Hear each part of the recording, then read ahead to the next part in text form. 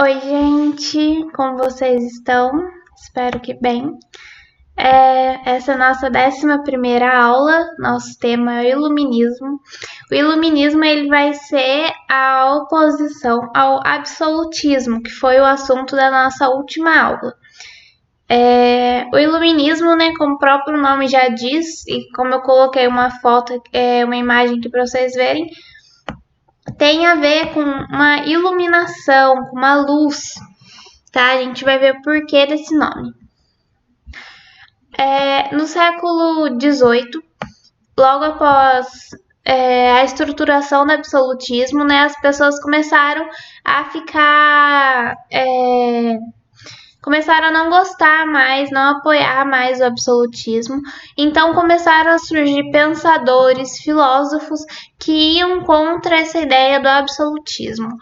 Então, por isso o século XVIII ficou conhecido como o século das luzes, porque vai ser uma iluminação na cabeça das pessoas, vai ser essa luz na cabeça das pessoas para elas deixarem para trás o absolutismo. Os pensadores da época, né, os filósofos da época, eles condenavam tudo que tinha a ver com absolutismo, né, que é aquele regime que tem um rei absoluta que fica responsável pela toda a área, pela toda a região, por todos os aspectos.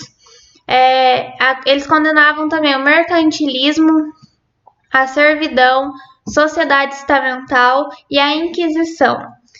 Todos os aspectos que vêm lá da Idade Média, né, que a gente já chegou a falar sobre.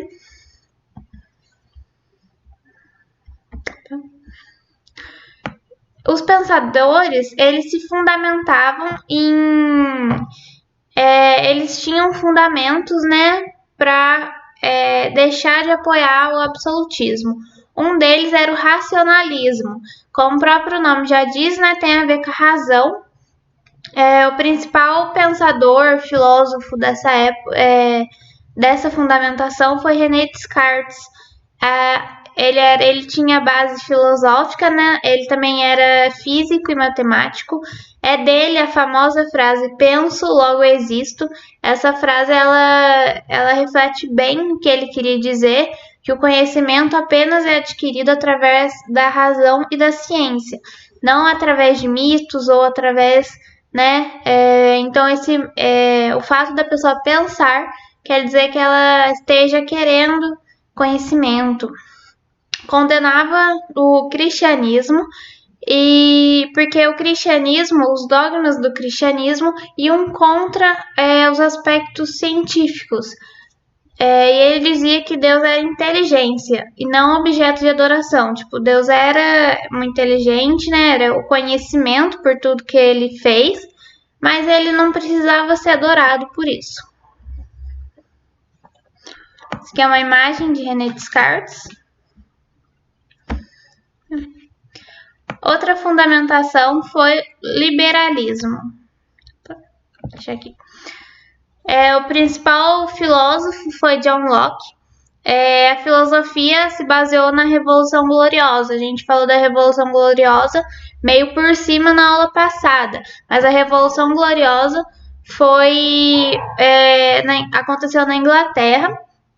E essa revolução tirou o absolutismo do poder e trouxe uma monarquia parlamentarista, que é uma monarquia mais acessível para a população. O John Locke, né, era uma oposição ao pensamento de Thomas Hobbes. Thomas Hobbes, a gente falou dele na aula passada, que era um pensador que apoiava o absolutismo. O John Locke, ele apoiava o estado natural do ser humano. O que é o estado natural? É quando nada disso, de sociedade, assim, existia, o ser humano ele vivia muito bem, porque ele tinha liberdade, ele tinha vida e tinha propriedade. Então isso é o suficiente para a gente, ser humano, né, viver. E o liberalismo, ele influenciou a Constituição dos Estados Unidos de 1787. A gente vai falar dessa Constituição daqui a algumas aulas. John Locke.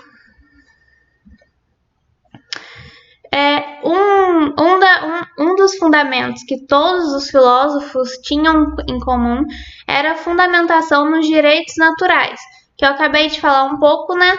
Mas os filósofos em geral acreditavam nos direitos naturais do ser humano. Esses direitos naturais eram uma base para a democracia, porque, de acordo com esses direitos naturais, todos nós somos iguais e todos nós temos direito à liberdade, que eram os principais aspectos, né, dessa naturalidade do ser humano. Os pensadores, continuando a falar sobre os pensadores, né, os filósofos, Montesquieu, ele criticava os costumes que tinham a ver com o absolutismo, com a sociedade daquela época. Ele fez a obra do Espírito das Leis, que foi a ideia primitiva da divisão dos 3 poderes que hoje a gente conhece: o judiciário, o legislativo e o executivo. Voltaire, ele era crítico do regime absolutista, ele não acreditava na igualdade entre os homens, porém ele acreditava que poderia sim haver, mesmo assim, uma liberdade, uma tolerância entre as diferenças.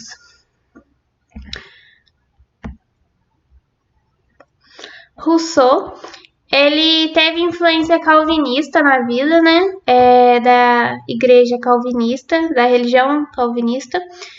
É dele a frase: os homens nascem bons, mas a sociedade os corrompe. E ele fez a obra O Contrato Social, onde nessa época, né, em 1762, ele já defendia a democracia, uma coisa que era bem diferente. Aqui é um retrato de cada um deles: Rousseau, Voltaire, Montesquieu. Em questões econômicas, surgiram 2 doutrinas, que é o fisiocratismo na França e a doutrina da economia clássica, ou liberal, que surgiu na Inglaterra. O fisiocratismo, físio quer dizer natureza, coisa natural, e cratismo é uma forma de governo, né? Uma forma de doutrina. Esqueci a palavra agora. Mas tem a ver com a natureza, fisiocratismo. O principal nome do fisiocratismo foi Quesnay. Ele é autor do livro Tábua Econômica, onde ele defendia que a economia deve se desenvolver livremente, mas de acordo com a natureza. Ou seja, do fisiocratismo a frase: laissez-faire, laissez-passer, le monde va lui-même. Deixe fazer, deixe passar, o mundo vai por si mesmo. Ou seja, o mundo vai dando os passos de acordo com a necessidade, vai se ajeitando, mas isso é uma coisa bem deixar assim para a natureza, né? Eles acreditavam que a economia podia continuar se baseando como era antigamente, na agricultura, de forma agrária, que não era necessário ir além disso. A economia clássica tem o principal nome Adam Smith.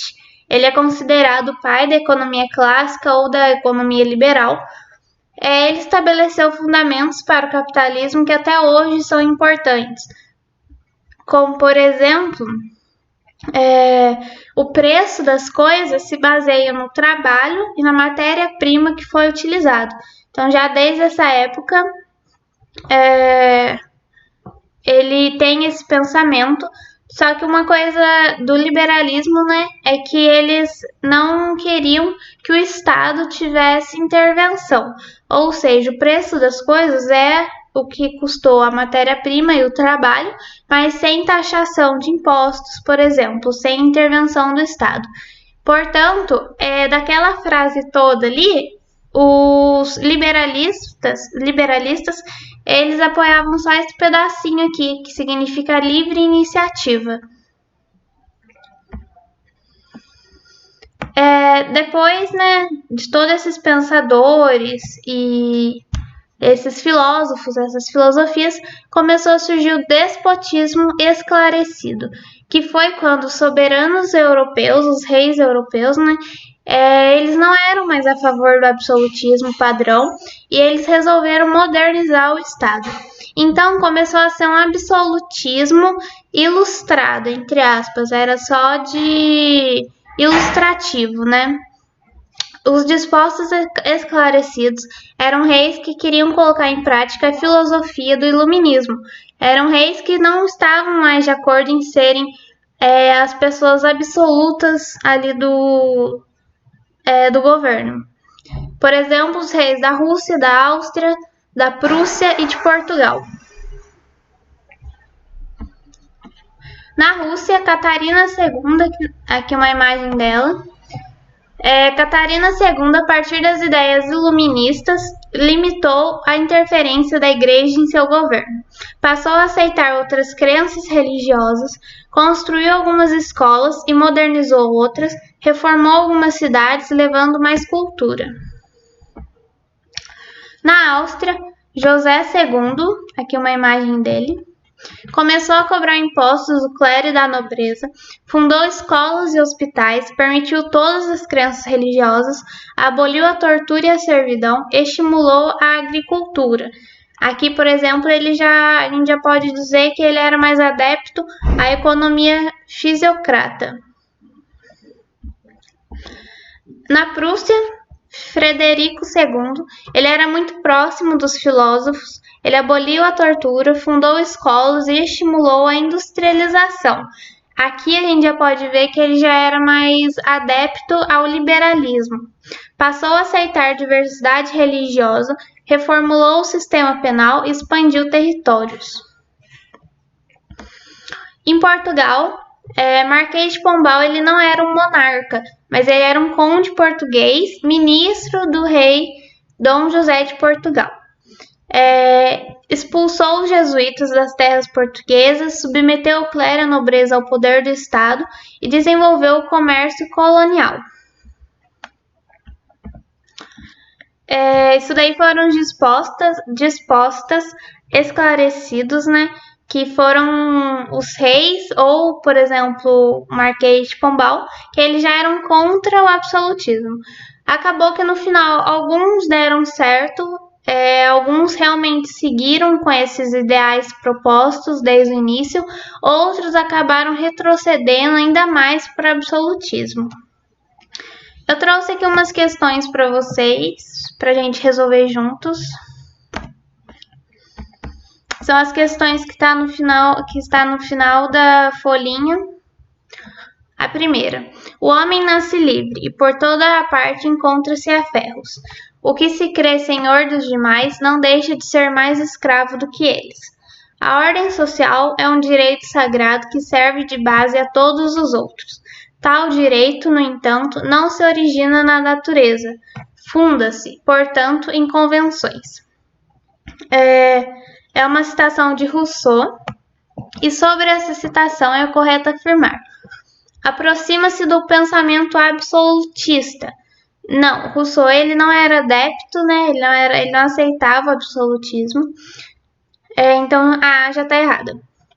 Filia-se ao pensamento cristão. Não também. Tem mais a ver com a questão social, né?